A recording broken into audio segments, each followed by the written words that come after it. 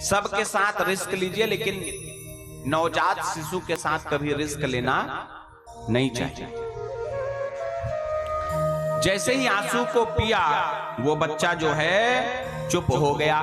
चुप हुआ तो ब्रह्मा जी के गले को छोड़ दिया। ब्रह्मा जी को हाय लगा ब्रह्मा जी को कि हमारे प्राण अभी छूट जाएंगे। जैसे ही छोड़े ब्रह्मा जी ने कहा, समुद्र कौन है ये? समुद्र ने कहा, महाराज मैं भी नहीं जानता कि कौन है, ये तो बाहर ही रो रहा था समुद्र में। भगवान ब्रह्मा जी ने कहा कि समुद्र, ये बच्चा तुम्हारे यहां रो रहा था, तुम्हारे यहां पैदा हुआ है, इसलिए ये आज से तुम्हारा क्या हो गया? बेटा हो गया। जाओ इसे बेटे के जैसे पालो, इनका पालन पोषण करो। ब्रह्मा जी के कहने पर समुद्र ने आज उस बच्चे को स्वीकार कर लिया। लेकिन समुद्र कहने लगा, महाराज ये तो बताइए इस बच्चे का मैं नाम क्या रखूं? अब आप आए हो तो आप ही बता दो कि क्या नाम रखना। ब्रह्मा जी ने कहा, जलम अधरम, मेरे जल को इसने अपने अधर से पिया है, इसलिए इसका नाम क्या होगा? जालंधर होगा। ब्रह्मा जी ने आज नामकरण कर दिया उस बच्चे का। क्या नाम हुआ? जालंधर। समय बीतता गया महाराज। जालंधर अति पराक्रमी हुआ, खूब बलशाली, तपस्या किया और तपस्या करके अनेक शक्तियों को प्राप्त किया। समय आया तो जालंधर दैत्यों का राजा बन गया। इतना प्रतापी हुआ कि दैत्यों का राजा बन गया। एक समय अपनी राजगद्दी पर बैठा हुआ था। उसी समय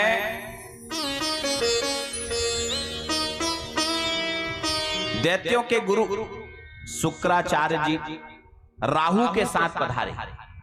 अब जानते हैं राहु कैसा है?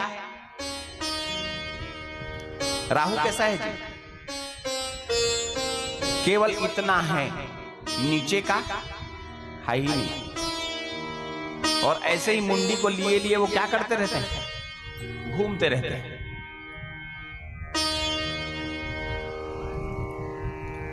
सुंदर अपने गुरु जी के साथ राहु शुक्राचार्य जी के साथ आए। अपनी पत्नी वृंदा, जालंधर का विवाह किसके साथ हुआ? वृंदा के साथ। वृंदा के साथ सभा में बैठा हुआ था। जब शुक्राचार्य जी आए तो जालंधर ने खड़े होकर के प्रणाम किया, सुंदर आसन दिया और राहु को देख करके कहने लगे, महाराज ये कौन है? तो दैत्याचार्य ने कहा, शुक्राचार्य ने, कि क्या तुमको नहीं मालूम जालंधर, ये राहु है। नाम सुना था महाराज लेकिन मिला नहीं था। ये राहु है, मैं समझ तो गया, लेकिन ये बताइए इसका धड़ कहां है? केवल सर में ही घूमता रहता है, इसका धड़ कहां चला गया? मैं जानना चाहता हूं। तब शुक्राचार्य जी ने आज जालंधर को समुद्र मंथन की कथा सुनाई। समुद्र मंथन की कथा विस्तार से श्रीमद् भागवत महापुराण में है। श्रीमद् भागवत महापुराण में समुद्र मंथन की कथा आप लोग सुनते ही रहते हैं। आइए संक्षेप में समुद्र मंथन की कथा को सुने। शुक्राचार्य जी कहने लगे कि जालंधर, एक समय की बात है, राजा बलि, हम दैत्यों का राजा था और देवताओं का राजा इंद्र था। इंद्र को अभिमान हो गया। दुर्वासा ऋषि ने श्राप दे दिया कि तुम श्रीहीन हो जाओ। तो देवताओं के पास जितनी लक्ष्मी थी, जितने अस्त्र थे, शस्त्र थे, जितनी सुख सुविधा का साधन था, सब के सब समुद्र में जाकर के समाहित हो गया। देवता लोग श्रीहीन हो गए।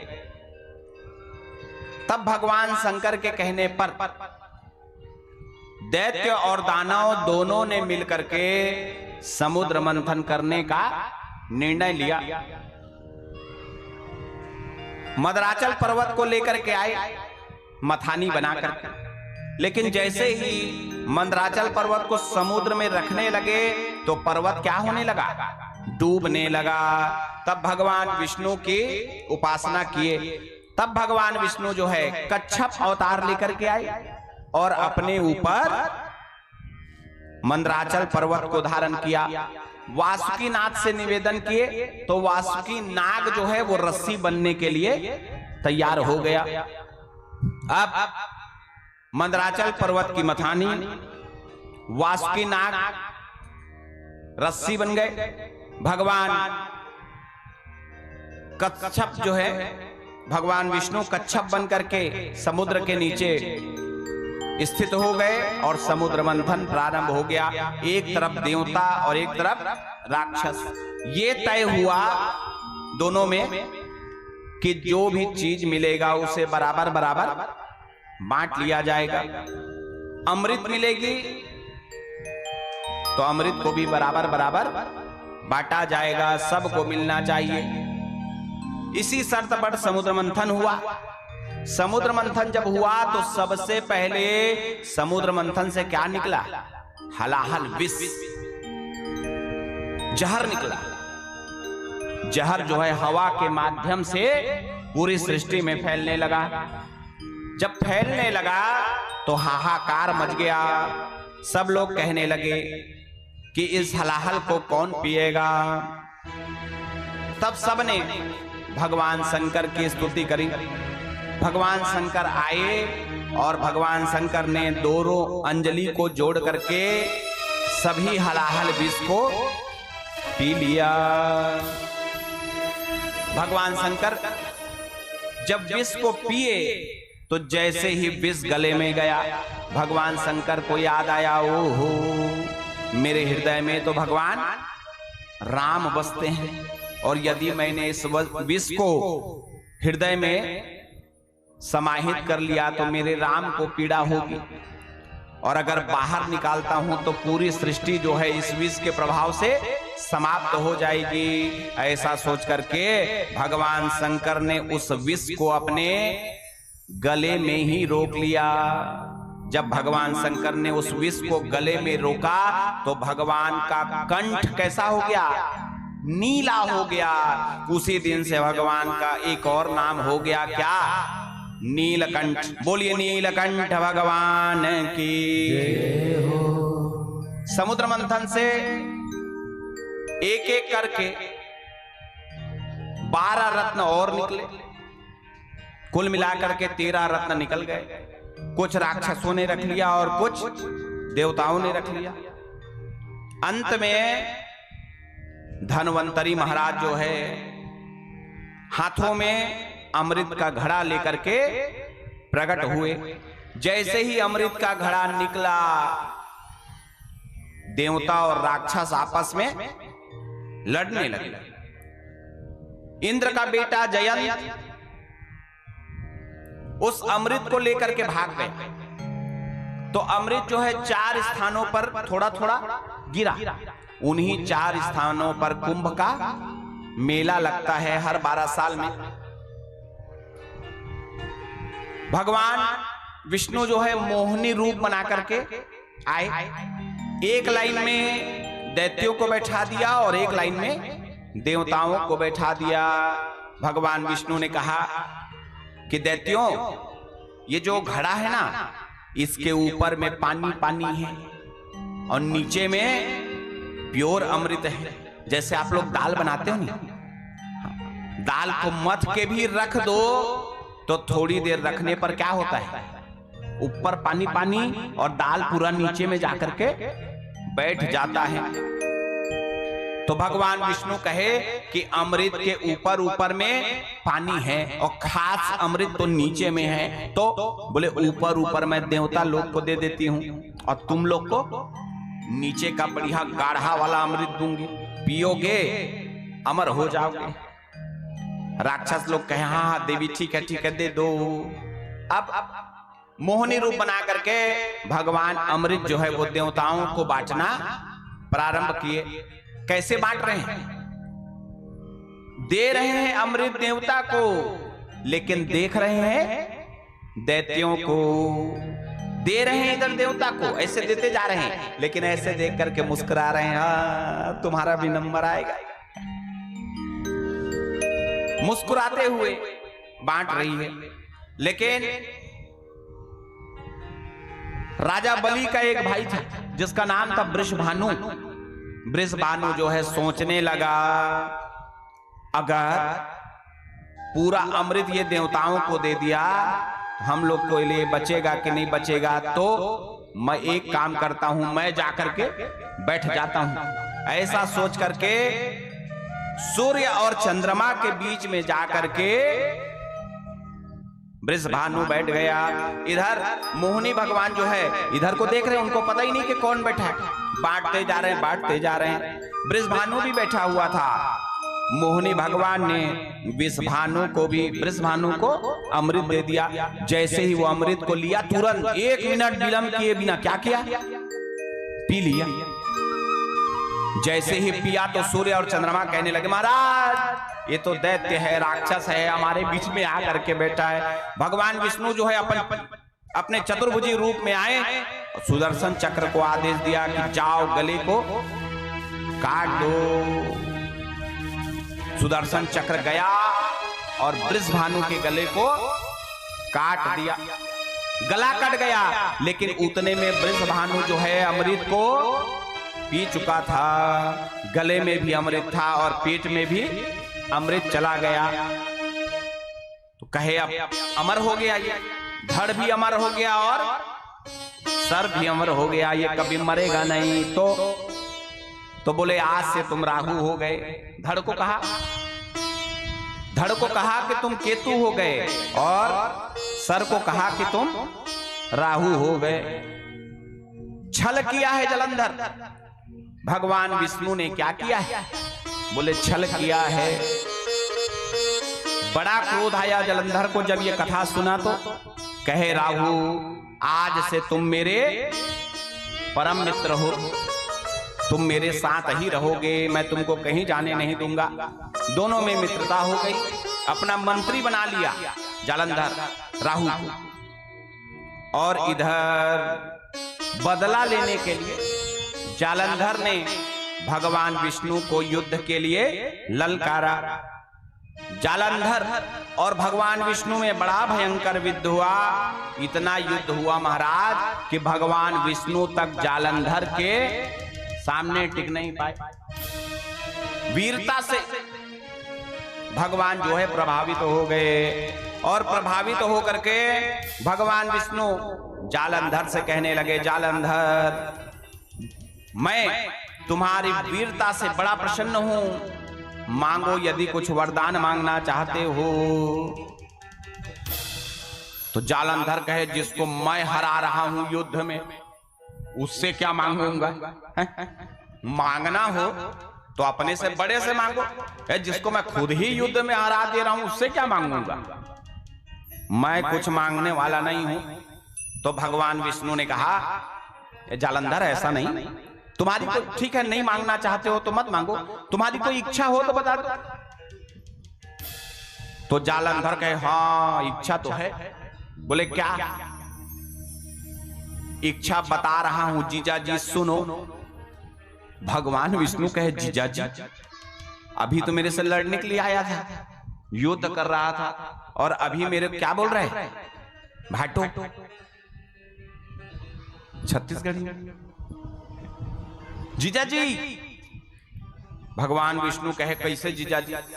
हमको क्यों जीजा जी कह रहे हैं? बोले बताओ, ये बताइए महाराज, लक्ष्मी जी कहां से निकली हैं? तो भगवान विष्णु कहे, समुद्र से। मैं किसका बेटा हूं? बोले समुद्र का। तो लक्ष्मी मेरी क्या हुई? बहन हुई। आप लक्ष्मी के क्या हो? पति हूं। तो मेरे क्या हुए? भगवान विष्णु कहे, ठीक कह रहे हो जीजा। जीजा ही हुआ भाई, ठीक कह रहे हो। चाहते क्या हो? तो जालंधर कहे जीजा जी मैं चाहता हूं कि आप घर जमाई बन जाओ, घर जमाई बन जाओ, चलो आप समुद्र में जा करके रहना। भगवान विष्णु कहे नहीं भैया ऐसा नहीं हो सकता, हमको वैकुंठ में ही रहने दो। तो जालंधर कहे आपने कहा था ना कि आप मेरी इच्छा को पूरी करेंगे, तो चलिए मेरी इच्छा पूरी करिए, मेरी बहन को रखिए, अपने गणों को रखिए और आप चल करके समुद्र में निवास करिए। तो जालंधर के कहने पर आज भगवान विष्णु जो है घर जमाई बन गए। इसीलिए जब भगवान विष्णु वैकुंठ धाम में नहीं होते तो शेष की सैया में समुद्र में सोते हैं। तो आप लोगों में यदि कोई घर जमाई हो तो ज्यादा दुखी होने की जरूरत नहीं। और मैं तो कहता हूं कि ससुराल में रहने का बड़ा मजा है। हमेशा के लिए मत रहो तो कम से कम ना एक 8 महीना साल में ससुराल में जाकर रहना चाहिए। क्यों? ताकि उहू मन दोबारा बलायक पहली सोचे है ना? नहीं तो अभी क्या है 2 दिन के लिए दमान जाते हैं तो सास ससुर 1.5 सास 1.5 साला सरहजिन बहन रुक जवाना इतना रहो कि कहे ही मत कि रुक जवाना कब जहां कहे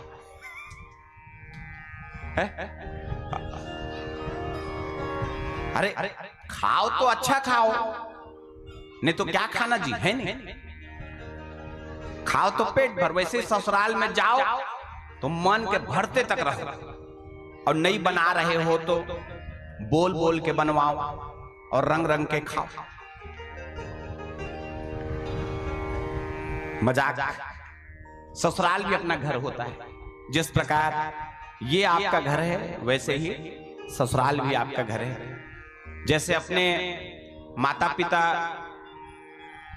का मान हो सम्मान हो, आपकी पत्नी आपके माता पिता का मान करे ऐसी आप अपेक्षा रखते हैं, तो आपका भी ये दायित्व है कि आप भी अपने पत्नी के माता पिता का उतना ही मान करें, उतना ही सम्मान करें। आप चाहते हैं कि आपकी पत्नी आपके माता पिता को माता पिता माने, तो आपको भी अपने पत्नी के माता पिता को माता पिता मानना चाहिए। जब आप खुद मानेंगे तो पत्नी को कहना नहीं पड़ेगा, है ना? वो खुद से ही आपके माता पिता को मान और सम्मान देने लगेगी। भगवान विष्णु जाकर के रहने लगे। अब जब रहने लगे, घर में जाकर रहे तो युद्ध करने की कोई बात है ही नहीं। अब युद्ध जो है समाप्त हो गया। इधर देवताओं ने सोचा कि भगवान विष्णु को तो लड़ने भेजे थे, जालंधर से मुक्ति मिलेगा, लेकिन विष्णु भगवान तो घर जमाई बन के बैठ गए। तो अब एक ही बचे, कौन? भोलेनाथ। तो भोलेनाथ की शरण में चलना चाहिए। इतने में नारद जी का आगमन हो गया। नारद जी कहे देवताओं क्या बात है? तो देवताओं ने कहा महाराज जालंधर जो है बहुत प्रताड़ित कर रहा है, तो कुछ उपाय करिए, हम लोग भोले शंकर के पास जाने वाले हैं। नारद जी ने कहा कि वहां जाने की आवश्यकता नहीं है, मैं कुछ करता हूं। नारद जी ने कहा मैं हूं ना, चिंता मत करो, मैं कुछ करता। नारद जी गए और जा करके जालंधर की पहले प्रशंसा की, तो जालंधर खुश हो गया। और जैसे ही जालंधर की पत्नी वृंदा वहां से गई, वैसे ही नारद जी माता पार्वती की प्रशंसा करने लगे। कहने लगे जालंधर, इस पूरी सृष्टि में यदि कोई सबसे सुंदर नारी है तो कौन है? बोले माता पार्वती है। माता पार्वती के जैसा पूरी सृष्टि में कोई सुंदर ही नहीं है। ऐसा कहा नारद ने, ऐसी प्रशंसा करी कि जालंधर को लगने लगा क्या? बोली ऐसी सुंदर महिला तो हमारे महल में होना चाहिए। ऐसे सुंदर स्त्री तो हमारे महल में होना चाहिए। कहते ना, विनाश काले विपरीत बुद्धि। जब विनाश का समय आता है तो हमें अपने पास जो संपत्ति होती है, जो प्रियजन होते हैं, वो अच्छे नहीं लगते। जब विनाश का समय होता है तो दूसरे लोग हमें अच्छे लगने लगते हैं और अपने लोग हमें अपने शत्रु लगने लगते हैं। ऐसा लगने लगे तो समझ जाइए कि विनाश का समय आ गया है। नारद जी कह करके चले गए। जब सुना जालंधर की पार्वती माता इतनी सुंदर है तो मोहित हो गया और मोहित होकर के राहु को बोला, राहु जाओ भगवान शंकर के पास, जा करके कहना कि वो अपनी पत्नी हमें दे दे। अब बताइए मूर्खता देखिए उसकी, जालंधर की। राहु गया और जा करके भगवान शंकर से कहने लगा। राहु देखिए कैसे कह रहा है। राहु कह रहे, शंकर, मैं त्रैलोक के अधिपति जालंधर का मित्र और जालंधर का मंत्री राहु हूं। मैं दूत बनकर के आया हूं। भगवान शंकर के, अच्छा क्या समाचार लाए हो? तो राहु ने कहा, तुम पार्वती को जालंधर को सौंप दो। क्रोध आया भगवान शंकर को, उठा के त्रिशूल राहु को मारने ही वाले थे। वैसे ही राहु जो है भगवान शंकर के चरणों में जाकर के गिर गया। बोलिए हर हर महादेव, हर हर महादेव। भगवान शंकर जो है शांत हो गए। राहु ने कहा, महाराज मैं तो दूत हूं, मैं तो वही कह रहा हूं जो राजा साहब ने कहने को कहा है। अपने मन से कुछ नहीं कह रहा हूं, मुझे क्षमा करें। भगवान शंकर कहे, राहु जाओ, जा करके जालंधर से कहना कि युद्ध कर ले, और युद्ध करके जीत ले और जीत के पार्वती को ले जाए। राहु गया। राहु जाकर के बताया कि भगवान शंकर जो है युद्ध करने के लिए कह रहे हैं। जालंधर अपनी भारी सेना के साथ भगवान शंकर के ऊपर आक्रमण कर दिया। भगवान शंकर और जालंधर के बीच बड़ा युद्ध होता। भगवान शंकर अपने अमोघ त्रिशूलों से जितने राक्षसों को मारते, शुक्राचार्य जी मृत संजीवनी विद्या से उन राक्षसों को जीवित कर देते थे। अब जालंधर की सेना में एक भी राक्षस मर नहीं रहा। जो भी मरता वो फिर से जीवित हो जाता। तब भगवान शंकर ने कृत्या को प्रकट किया। कृत्या आई और शुक्राचार्य को अपने पेट क्षेत्र में गुहा में ले जाकर के छुपा दिया। अब शुक्राचार्य निकल ही नहीं पाए। इधर भगवान शंकर चलाए त्रिशूल और जालंधर की जितनी सेना थी उनको भगवान जो है समाप्त करने लगे। जालंधर अत्यंत मायावी था। जालंधर को गांधारवी विद्या आती थी। गांधारवी विद्या से जालंधर ने भगवान शंकर को मोहित कर दिया। भगवान शंकर नाचने लगे।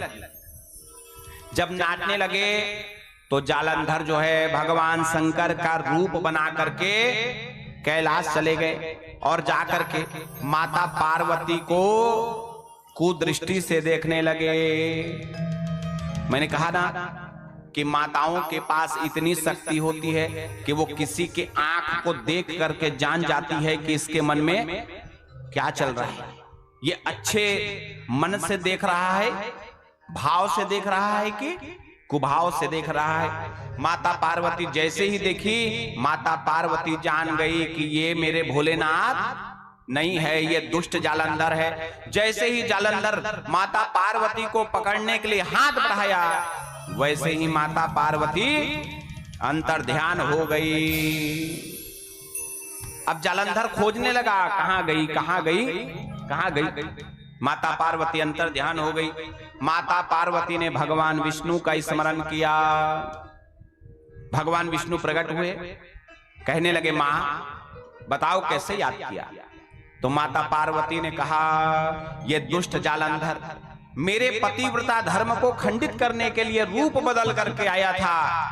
मैं चाहती हूं नारायण कि इस दुष्ट की पत्नी है, क्या नाम है, वृंदा, कैसी है? बोले अत्यंत पतिव्रता है, इतनी पतिव्रता कि एक ही धर्म एक व्रत ने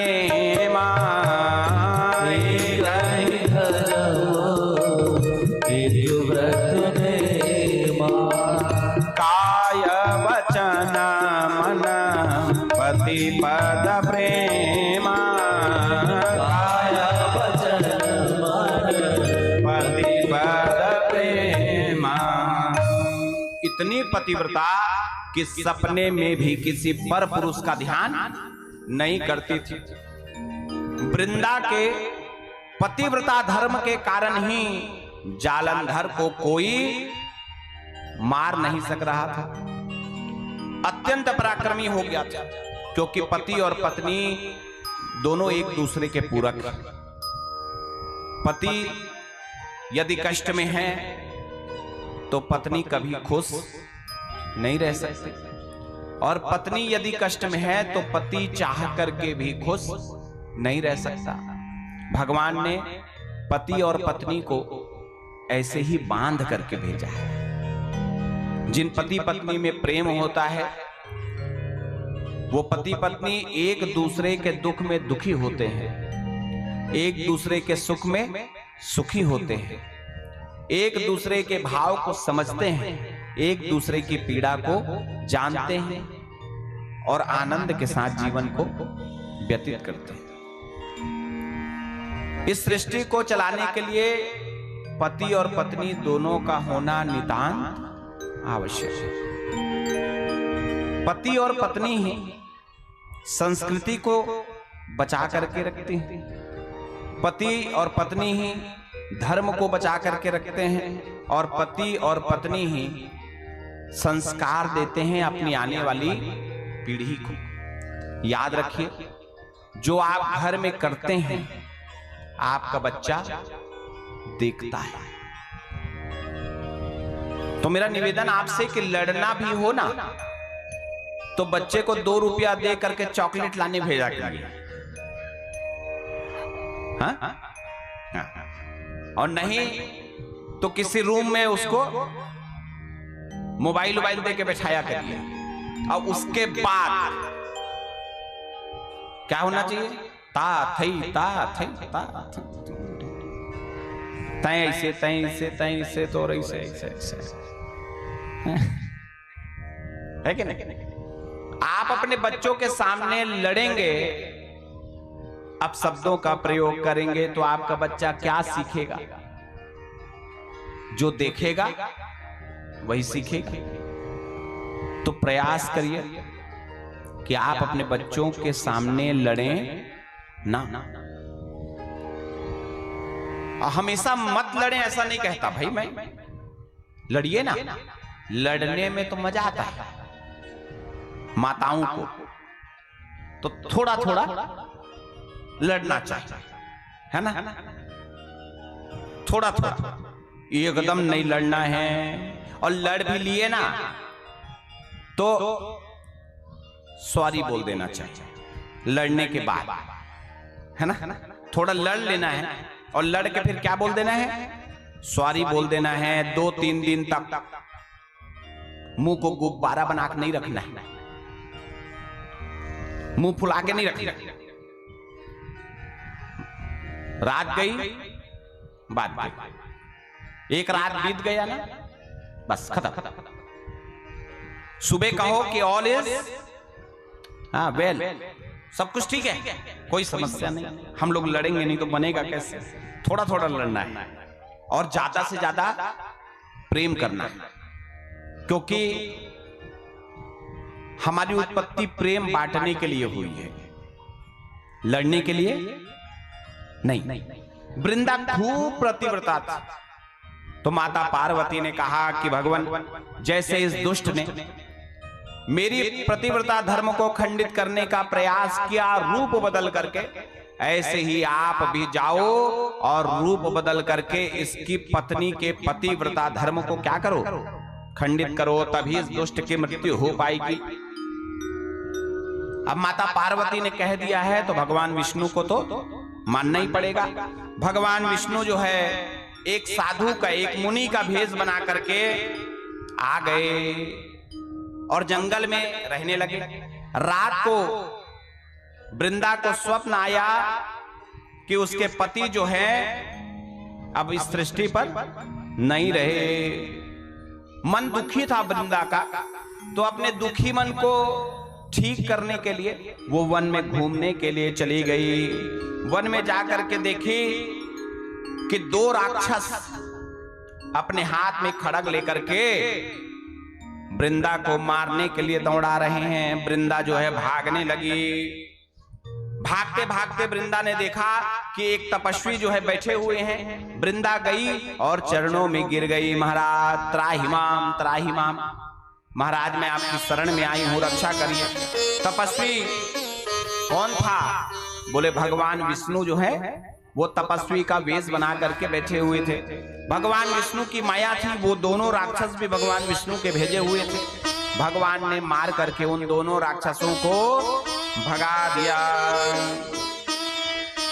वृंदा कहने लगी महाराज मैं जालंधर की पत्नी वृंदा हूं, आप मेरे स्वामी के विषय में कुछ बताइए। कल रात मैंने स्वप्न देखा है और उस स्वप्न के कारण मेरा मन जो है प्रसन्न नहीं। तब तपस्वी कहने लगा देवी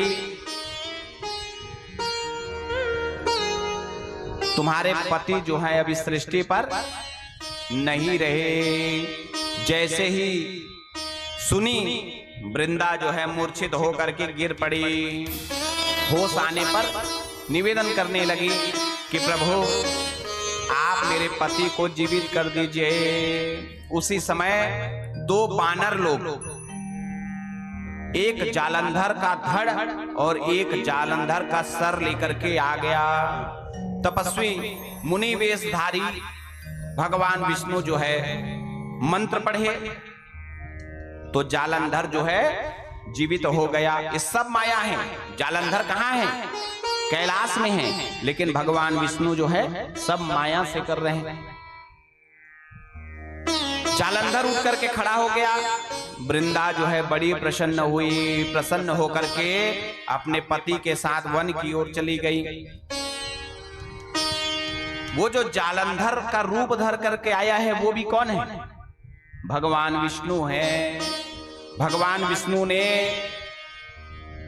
वृंदा के साथ रह करके वृंदा के पातिव्रत धर्म को खंडित कर दिया। लेकिन जैसे ही वृंदा को भगवान विष्णु के शरीर से खुशबू आई, वृंदा को पता चल गया कि ये मेरे पति नहीं है,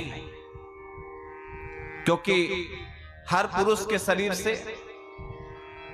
अलग तरीके की एक खुशबू आती है।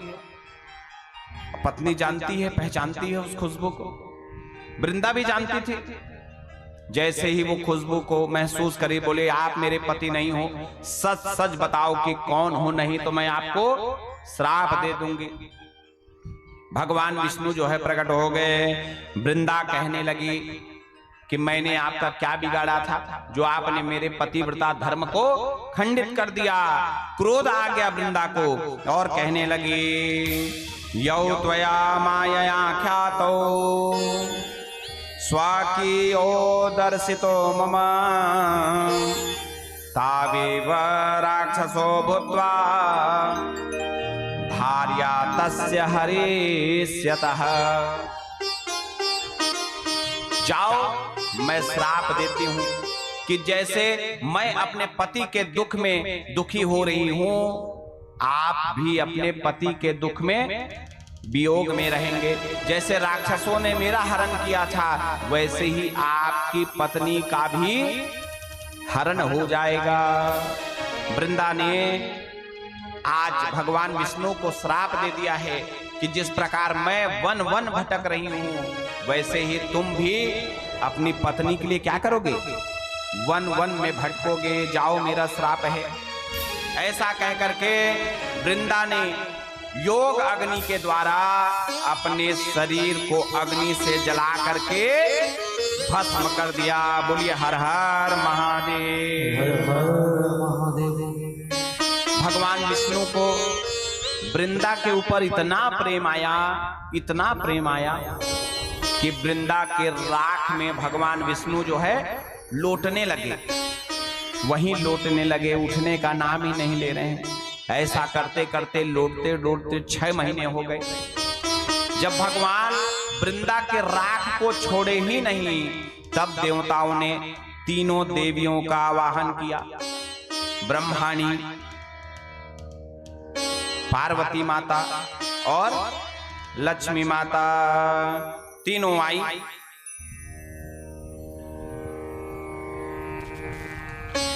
और तीनों आकर के भगवान के दशा को देख करके कहने लगी कि जब तक ये राख रहेगा तब तक भगवान जो है राख को छोड़ने वाले नहीं हैं। तो